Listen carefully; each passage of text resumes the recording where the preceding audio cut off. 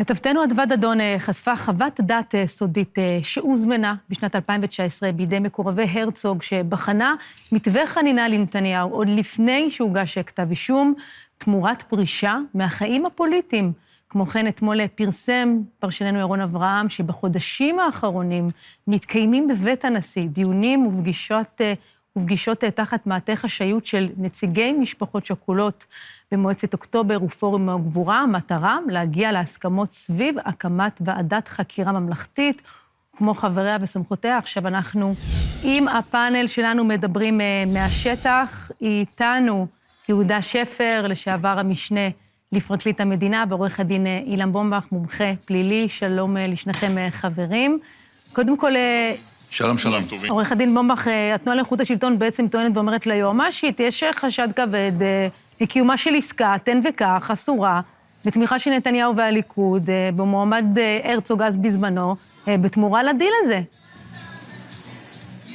טוב, התנועה לאיכות השלטון רואה חשד כבד. אני ראיתי את הכתבה, לא ראיתי שום חשד כבד. אין שום ראייה שהרצוג הזמין את חוות הדעת הזאת, ידע על חוות הדעת הזאת, שום דבר שלפחות מה שהוצג בכתבה אכן קושר את הנשיא הרצוג לכל מה שמיוחס לו. לכן אני חושב אבל כן מקורבו אמר בכתבה ולאדוה דדון שזה בהחלט לא היה ענייני. מי זה מקורבו? אבל הוא לא הוצג שם. הוא לא הוצג שם. אף אחד לא ראה אותו. אני לא יודע במי מדובר. למה אין לו שם, אין לו פנים, אין לו כלום? מה זה הוצג? אני לא יודע מי זה מקורבו. והתנועה לאיכות השלטון, מה שהתחלתי לומר, זו תנועה מכובדת מאוד, ואני מכבד מאוד גם את מי שעומד בראשה.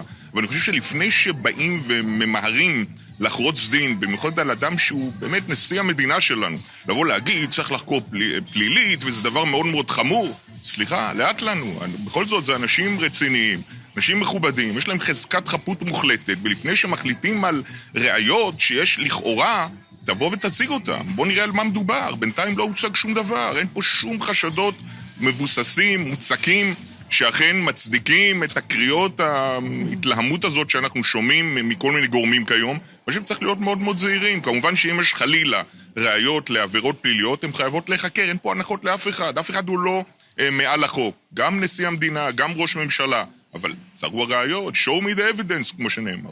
והיועמ"שית תכריע האם לבדוק את הסוגיה או לא. ועורך הדין בומבך, אם נקשר לזה, אז נאמר גם כמו שירון אברהם פרסם, שמאחורי הקלעים יש גם מגעים, גם משפחות שכולות לגבי ועדת חקירה ממלכתית. אתה רואה ועדת חקירה ממלכתית בתמורה לחנינה, דיל כזה שקורה שנתניהו מסכים אליו? טוב, קודם כל, הנושא הזה של תמורה לחנינה זה דבר מאוד פסול, מאוד חמור, והוא כשלעצמו, לדעתי, עולה כדי הפרת אמונים. אם באים ודרושים מנתניהו לבוא ולתת משהו במונחים שלטוניים, בוא תסכים לוועדת חקירה, ותמורת זה אתה תקבל חנינה, זה דבר פסול בתכלית, זה כשלעצמו הפרת אמונים, אם לא למעלה מזה, ומי שמציע את זה, אני חושב שהוא באמת מנסה להיות שותף לסיוע לעבירה כזאת. זה באמת... זה מגעים שהתקיימים בבית הנשיא. יש עניין ציבורי, יש עניין אישי. מה קשור? עכשיו, המגעים האלה הם מבורכים. אני מברך על המגעים. הלוואי שהיו מגעים בין קואליציה לאופוזיציה. ואני חושב שמה שהמשפחות השכולות עושות זה מבורך, וזה שהנשיא המדינה נותן אכסניה לזה בביתו, ככל שזה נכון, הלוואי שזה נכון.